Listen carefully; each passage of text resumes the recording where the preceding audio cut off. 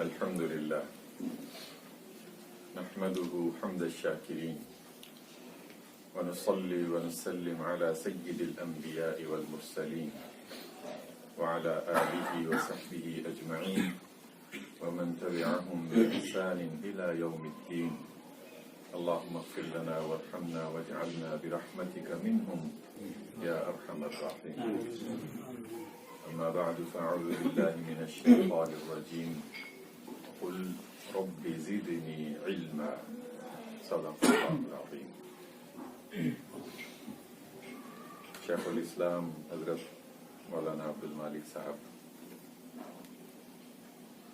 حضرت مولانا سید محمود فاروقی صاحب،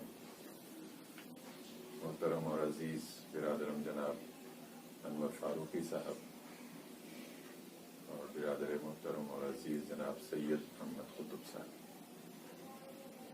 اور ہم سب کے میزبان جناب حضرت مولانا قاری فضل احمد صاحب، اور بہت عزیز اور پیارے اور محترم علماء کرام. آج تک آپ طالب علم تھے، اب آپ علماء دین ہیں. الحمدللہ اللہ تعالیٰ نے آپ کو ان اساتذہ کرام سے اور اہل علم و فضل سے استفادے کی توفیق عطا فرمائی ہے. اس میں نہ تو آپ کا کوئی کمال ہے اور نہ اساتذہ کرام کا کوئی احسان ہے. یہ رب ذوالجلال کا کرم ہے، یہ اس کا انعام ہے کہ اس نے ہمارے محترم اساتذہ کرام کو بھی اور آپ سب کو یہ توفیق عطا کی، آپ کو اس کے لیے چن لیا. وگرنہ ابھی اور جب بھی ہم اپنے بھائی جناب حضرت مولانا عمر فاروقی صاحب سے ملتے ہیں یا کسی بھی ایسے معاشرے سے رابطہ ہوتا ہے یا وہاں جانا ہوتا ہے جہاں کی بڑی اکثریت وہ اللہ تعالیٰ کی انکاری ہے، اللہ کو مانتی نہیں ہے، اللہ کو دیکھتی ہے روزمرہ کے تمام حالات میں، اور جو نہیں دیکھنا چاہتی ہے اللہ انہیں اپنا آپ دکھاتا بھی ہے، لیکن وہ اس کے باوجود بھی مانتے نہیں ہیں. آپ یہ سارے بہت ترقی یافتہ ممالک کو دیکھ لیں، خاص طور پہ جہاں پہ الحاد کا اقتدار ہے، چین ہوا، روس ہوا، جاپان ہوا، یورپ میں تو پھر بھی کئی جگہوں پہ بلکہ اکثر جگہوں پہ وہ کہتے ہیں کہ ہم عیسائی ہیں یا کسی نہ کسی مذہب کے وہ پیروکار ہیں. یہ مذہب کے دشمن ہیں. مذہب ان کے ہاں سب سے بڑا جرم ہے اور اس کی سزا اتنی سنگین کہ جس کا تصور بعض اوقات ممکن نہیں ہے. تو ان ممالک میں جتنے انسان رہتے ہیں اللہ تعالیٰ نے کئی حوالوں سے ہم سے بھی زیادہ نعمتیں انہیں دے رکھی ہیں. خود زندگی سب سے بڑی نعمت ہے، خود اس پوری کائنات کا نظام جس کے وہ ہم سے بھی زیادہ شاہد ہیں. ابھی شاید آپ لوگوں نے پڑھا ہوگا، یہ اس ہفتے نہیں اس سے پچھلے ہفتے فضا سے کچھ سائنٹسٹ ایک ریکارڈ قائم کر کے آئے ہیں کہ وہ سب سے طویل عرصے تک فضا میں رہے، تقریباً 328 دن. کہا جی کہ یہ اتنا لمبا عرصہ اس سے پہلے کوئی اور فضا میں نہیں رہا، اور اس دوران میں انہوں نے پتہ نہیں 5300 کتنی بار اس زمین کے گرد چکر لگایا، اور کیا کیا اس میں انہوں نے ریکارڈ قائم کیے اور کیا کیا انہوں نے نئے نئے انکشافات کیے، اور اس کے بعد یہاں پہ آ گئے. اب ان میں سے بہت سارے سائنٹسٹ ایسے ہیں کہ جب انہیں کوئی بتانے والا بتاتا ہے کہ یہ تمام حقائق رب ذوالجلال نے اپنے نبی صلی اللہ علیہ وسلم کے ذریعے سے اس کی طرف اشارہ فرمایا ہے. جب قرآن کریم کہتا ہے کہ یہ آسمان اور زمین ان کا اپنا اپنا ایک مدار مقرر ہے اور کسی کو اجازت نہیں ہے کہ وہ اپنے وقت سے اور اپنے مدار سے ایک سیکنڈ یا ایک بال بھر بھی وہ ادھر ادھر ہو سکے، تو یہ رب ذوالجلال قرآن میں بتا رہا ہے. حیران ہوتے ہیں، اور بہت سارے لوگ ان حقائق کے سامنے آنے پر وہ ایمان کی دولت سے بھی سرفراز ہوئے ہیں. لیکن ان تمام معاشروں کو دیکھیں تو پھر انسان کو، ایک مسلمان کو اس نعمت کا ادراک ہوتا ہے کہ اللہ تعالیٰ نے ہمیں ایمان کی کتنی بڑی دولت عطا کی. میں مولانا فاروقی صاحب سے بھی پوچھ رہا تھا، پھر وہاں پہ ووہان شہر جہاں پہ اس وقت وہ وائرس آیا ہوا ہے، وہاں پہ ایک مسلمان طالب علم سے بھی انہوں نے بات کروائی، فون پہ ان سے بات کی. تو میں ان سے پوچھ رہا تھا کہ ظاہر ہے کہ موت جب ہر طرف چھائی ہوئی ہے، بظاہر تو اس وقت تک 1100 پتہ نہیں کتنے لوگوں کی ہلاکت کی خبر آ رہی ہے، لیکن آج ہی صبح ایک نیوز آئٹم نگاہ سے گزری کہ چین کے جو سب سے بڑا نیوز ان کا جو سیٹ اپ ہے، انہوں نے ایک دفعہ یہ خبر دی کہ اب تک مرنے والوں کی تعداد وہ 24,000 کچھ ہو چکی ہے، لیکن پھر تھوڑی ہی دیر کے بعد انہوں نے ان اعداد و شمار کو وہاں سے ہٹا دیا اور وہی سرکاری اعداد و شمار وہاں پہ دے دیے جو اس وقت 1100 اور کچھ ہیں. تو میں ان سے عرض کر رہا تھا کہ جب اس طرح موت ہر طرف پنجے گاڑے ہوئے ہے تو خوف تو ہر طرف ہوگا. اس خوف کے عالم میں وہ جو 1 ارب سے زیادہ انسان ہیں تو وہ کہاں پناہ لیتے ہیں؟ وہ اس خوف کا کیا علاج کرتے ہیں؟ ایک مسلمان کو تو اللہ تعالیٰ نے اتنی بڑی نعمت دی ہے، جیسی بھی کیفیت ہو وہ اپنے رب کے ساتھ فوراً رابطہ کرتا ہے، وہ اپنے اللہ کے دامن میں آ جاتا ہے، اس کی رحمت کو پکارتا ہے اور رحمت اسے ڈھانپ لیتی ہے. یہ نوجوان سے جب بات ہوئی، پہلے رابطہ کیا تو انہوں نے کہا جی کہ عشاء کی نماز کا وقت ہو رہا ہے تو آپ نماز کے بعد فون کریں. دوبارہ جب بات ہوئی تو ان سے ہم نے پوچھا جی کہ کیا حال ہے، کیا کیفیت ہے؟ انہوں نے کہا جی کہ الحمدللہ ہم مسلمان ہیں اور ہمارا اللہ تعالیٰ ہمارے ساتھ ہے، ہمیں کوئی پرواہ نہیں ہے، کوئی مشکل نہیں ہے، کوئی ہمارے لیے پریشانی کی بات نہیں ہے. جو عام طور پہ یہاں پہ تصور تھا، آپ شہروں کو دیکھیں، پورے کے پورے شہر، اتنی بڑی بڑی آبادی بالکل سنسان ہو چکے ہیں. تمام روڈز اور مارکیٹس اور تمام بالکل ایک بندہ آپ کو دکھائی نہیں دیتا ہے. بلکہ شاید آپ نے دیکھا ہوگا پچھلے دنوں یہ خبر آئی کہ وہ زندگی کا ثبوت دینے کے لیے وہ جو بڑی بڑی بلڈنگز میں شہری رہتے ہیں تو وہ دن اور رات کے مختلف اوقات میں اونچی اونچی آوازیں نکال کے ایک دوسرے کو پکارتے ہیں تاکہ پتہ چلے کہ یہاں پہ انسان باقی ہیں. اس سناٹے اور اس سنسانی کے عالم میں اللہ تعالیٰ اپنے ان بندوں کو کہ جو ایمان کی دولت سے سرفراز ہیں اور پھر ہم ایک جو مسلمان معاشرے میں رہتے ہیں، انہیں یہ بتاتا ہے کہ میں نے تم پر کتنا بڑا احسان کیا کہ اپنے نبی کی آخری امت میں شامل فرمایا.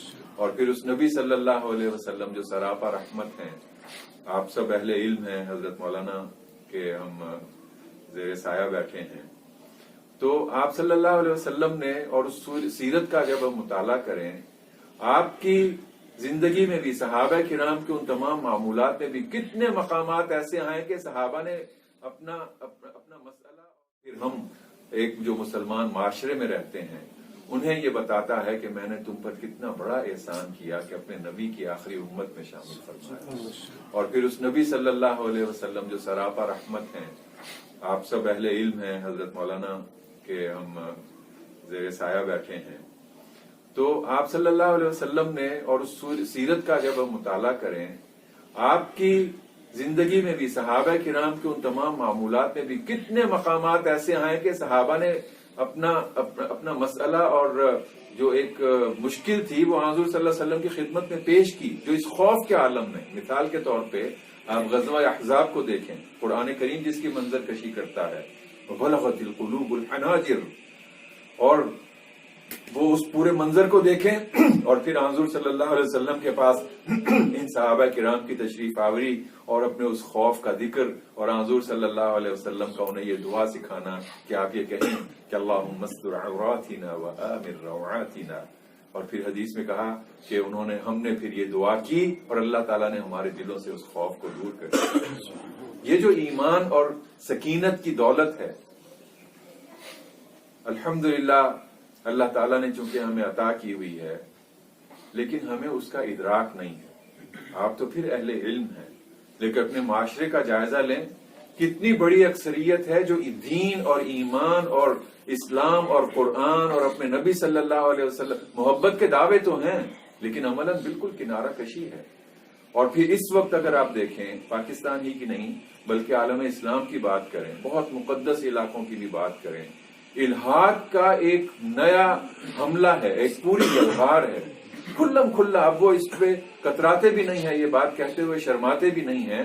وہ کہتے ہیں جی کہ کون اللہ اور کہاں کا دین. اور وہ کل ایک ویڈیو کلپ پورے عالم عرب میں کافی اس پہ بات ہوئی ہے. خاتون, ہم اپنی مجلس میں بیٹھ کے بات کر رہے ہیں کیونکہ اس میں جب ممالک کے نام آتے ہیں تو پھر کئی اور نزاکتیں آ جاتی ہیں. تو سعودی عرب کی ایک خاتون نے, اس نے اپنی یعنی کہ اپنی تصویر کے ساتھ ویڈیو ریلیز کی اور اس میں کہا یہ ساری دنیا کے مسلمان ہمیں کہتے ہیں کہ یہاں پہ مکہ ہے اور مدینہ ہے تو یہاں پہ یہ نہ کرو اور یہاں پہ یہ نہ کرو.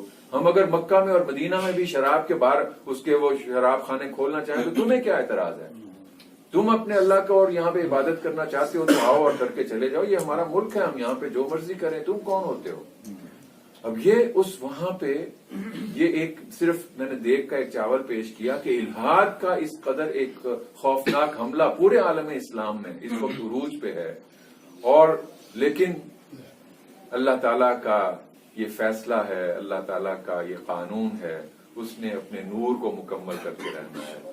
اس نے اپنے نبی صلی اللہ علیہ وسلم کے ذریعے سے یہ جو دین ہمیں عطا کیا ہے اسے غالب کر کے رہنا ہے. الدین کھلے. اور اس میں ایک سب سے اہم اور بنیادی کردار آپ علماء کرام کا ہے. حضرات علماء کرام آپ کے اور ہمارے بھائی اور استاد جناب قاری صاحب حضرت مولانا قاری فضل اکبر صاحب نے اس دن جب بتایا کہ آپ کو یہ حدیث پڑھاتے ہیں اور نسائی پڑھاتے ہیں تو میں نے پہلا سوال ان سے کیا کہ آپ کے سارے طلباء آپ کی اس کتاب کا نام صحیح لیتے ہیں؟ کیونکہ اہل علم کہلاتے ہیں, کتاب کا نام درست طور پہ نہیں لیتے ہیں. دین کا اور دعوت اللہ کا کام کرتے ہیں اور اتنا بنیادی, اور آپ دیکھتے ہیں کہ زبر اور زیر سے کتنا فرق پڑ جاتا ہے. تو یہ جو ابھی ہم نے اتنی خوبصورت تلاوت سنی اس میں اللہ تعالیٰ کی توفیق سے جن آیات کا انتخاب ہوا, نعت رسول مقبول صلی اللہ علیہ وسلم سنی, اس میں جو بات اور پیغام ہم نے سنا, یہ صرف رسمی کاروائی نہیں ہے. تلاوت یہ صرف برکت کا حصول, اللہ تعالیٰ برکت یقیناً نازل فرمائے گا. قرآن کی تلاوت کے ساتھ وہ ساری سکینت اور فرشتوں کی تمام رحمتوں کی دعائیں اللہ تعالیٰ انشاءاللہ ہمیں ضرور عطا فرمائے گا. لیکن جو پیغام ہے ان آیات میں, اور اس میں آپ حضرات علماء کرام کا جو ایک بہت بنیادی کردار ہے, وہ ایک بات جس کی طرف ہمارے محترم نے اشارہ کیا. ہم قطر میں زیر تعلیم تھے تو ہمارے جو استاد یونیورسٹی میں پہلی بار ملے, بہت اچھے استاد تھے, عربی فوائد پڑھاتے تھے.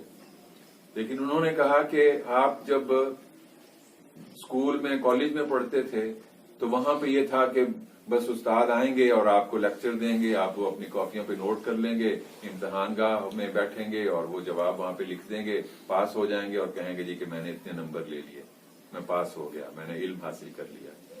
لیکن جب آپ اب اس اعلیٰ تعلیم کے مرحلے میں پہنچے ہیں, یہاں پہ جب تک آپ کا رابطہ اور تعلق امہات الکتب کے ساتھ نہیں ہوگا, جب تک مکتبے اور لائبریری کے ساتھ نہیں ہوگا, تو انہوں نے جو جملہ جو کہا تو وہ بالکل ابھی تک بھی اسی طرح اس ماحول میں لے جاتا ہے. انہوں نے کہا کہ الذی یکتفی بالکراسۃ والقلم یخرج من هذه الجامعۃ وهو اکبر ابو جہل. یعنی کہ وہ ابو جہل نہیں مکہ والا, لیکن آج کے دور کے بھی بہت سارے اس طرح کے لوگ ہیں کہ جو جہالت کا مرقع ہوتے ہیں لیکن زوم اور خیال اور دعوے بہت ہوتے ہیں. الحمدللہ اللہ تعالیٰ نے ہمارے تعلیمی اداروں کو, آپ علماء کرام کو اسلامی تحریک کی جو دولت عطا کی ہے, اور اس میں بھی پھر بالخصوص جمعیت طلبہ عربیہ کا آپ کا پورا جو نظم ہے اور جو نظام ہے, آپ میں سے بہت سارے لوگ نکلے ہیں ساری دنیا میں الحمدللہ اللہ تعالیٰ کا وہ پیغام پہنچا رہے ہیں, تحریک کا وہ تعارف پہنچا رہے ہیں.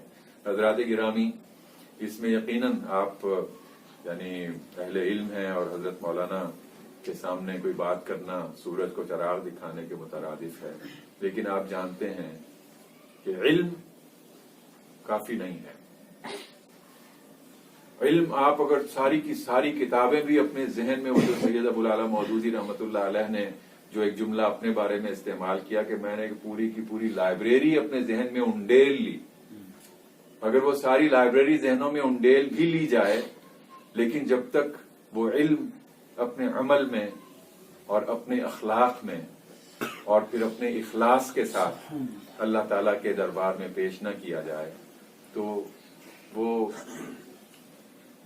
حجت اللہ کا نہیں ہے، وہ حجت علیہ کا ہے۔ اللہ تعالیٰ ہمیں اس سے محفوظ رکھے۔ حضرات گرامی، بعض اوقات یہ جو دین میں اللہ تعالیٰ نے ہمیں اپنی اتنی نعمتیں عطا کی ہیں نا، یہ جو مسکراہٹ کو صدقہ قرار دیا گیا ہے، تو یہ صرف ایک جملہ نہیں ہے، یہ آج کی ساری جدید سائنس بتاتی ہے کہ مسکراہٹ سے یہ لوگوں کو اس تمام کیفیت سے نکالنے کا ذریعہ بنتی ہے، لوگوں کے پورے اخلاق کو ایک نئی رخ اور نئی جہت دینے کا سبب بنتی ہے۔ وہ آپ نے یوں ہی نہیں فرمایا کہ الا اخبرکم باحبکم الی واقربکم منی مجلسا یوم القیامہ، آپ اس حدیث کو جانتے ہوں گے، یقیناً آپ کو یاد آ گئی ہوگی۔ تو یہ جو احسنکم خلقا، یہ ایک مقام اور مرتبہ ہے جس کے سب سے زیادہ حقدار آپ اہل علم ہیں، اور آپ کے بارے میں ہمیں یہ یقیناً حسن ظن ہے اور ساری دلی دعائیں ہیں کہ اللہ تعالیٰ آپ کو دنیا اور آخرت کی ساری برکات عطا فرمائے۔ رب ذوالجلال اپنے وہ تمام خزائن آپ کو عطا فرما دے کہ جس کی نشاندہی آپ صلی اللہ علیہ وسلم نے ہم سب کے لیے کر دی۔ اللہ تعالیٰ آپ سب کو وہ صدقہ جاریہ بنا دے کہ جس پر صرف آپ نہیں، خود رسول اکرم صلی اللہ علیہ وسلم کی امت فخر کر سکے کہ یہ اہل علم تھے، جن کے ذریعے سے اللہ تعالیٰ نے من یجدد لها دینہا اس منزل کو عطا کیا۔ اللہ تعالیٰ حضرت مولانا کا سایہ ہم پر ہمیشہ باقی رکھے، ہم سب کو عمل اور اخلاص کی دولت عطا فرمائے۔ علامہ یوسف قرضاوی صاحب ایک دعا کیا کرتے ہیں، اسی کو دہراتے ہوئے اپنی آپ سے اجازت لیتا ہوں۔ تو کہا کہ وہ عام طور پہ دعا میں کہتے ہیں کہ اللہم اجعلنا من عبادک الذین یعلمون والذین یعلمون فیعملون والذین یعملون فیخلصون والذین یخلصون فیقبلون۔ وآخر دعوانا